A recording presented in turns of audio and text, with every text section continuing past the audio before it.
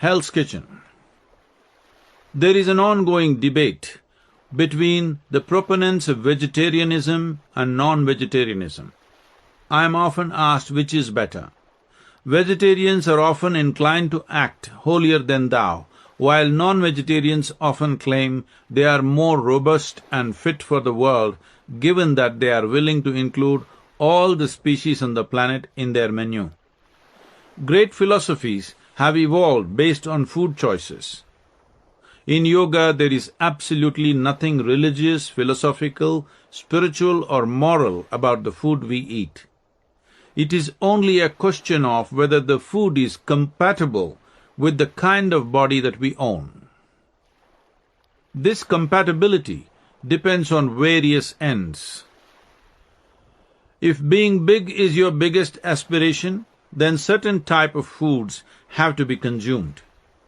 If you want a body that supports a particular level of intelligence, or if you want a body with a certain level of alertness, awareness and agility, other types of foods must be consumed. If you are not someone who will settle just for health and pleasures of life, but want a body perceptive enough to download the cosmos, you will need to eat in a very different way. Depending on your aspiration, you will accordingly have to manage your diet. Or if your aspirations involve all these dimensions, you will have to find a suitable balance. Keeping aside our personal goals and aspirations, what type of fuel is this body designed for? This is something to which all of us should first pay attention. Modifications, adjustments, adaptations of diet should come later. If it is simply a question of basic survival, eat whatever you want. But once survival is taken care of and there is a choice, it is important that you eat consciously and are not led by the compulsion of the tongue, but by the essential design of your body. In the animal kingdom, you can largely classify animals as herbivores and carnivores. Those that eat vegetable matter are those that consume meat or prey upon other animals. Between these two categories of creatures, there are fundamental differences in the design and construction of their physical systems. Since our focus is food, let us explore the digestive systems of each. The whole alimentary canal is a digestive tract, from the lip to the anal outlet.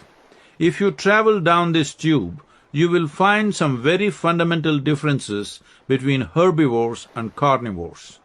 Consider a few significant ones.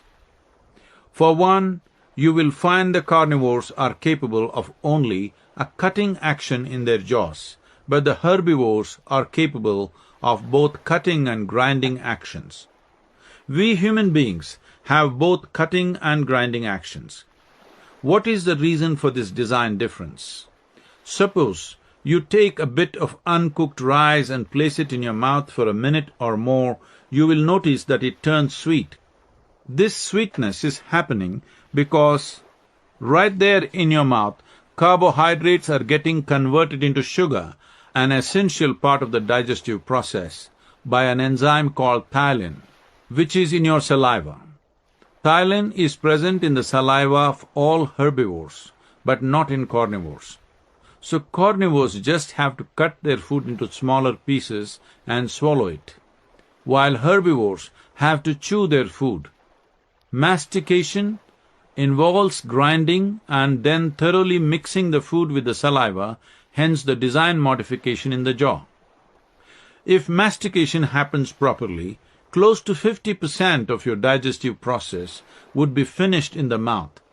In other words, the stomach region is expecting partially digested food to efficiently complete the process. In modern life, people are in such a hurry that we gulp our rush hour lunches without the food being properly masticated. The stomach is burdened not only with undigested food, but also with partially destroyed food. Today's kitchens have largely become places where food is efficiently destroyed.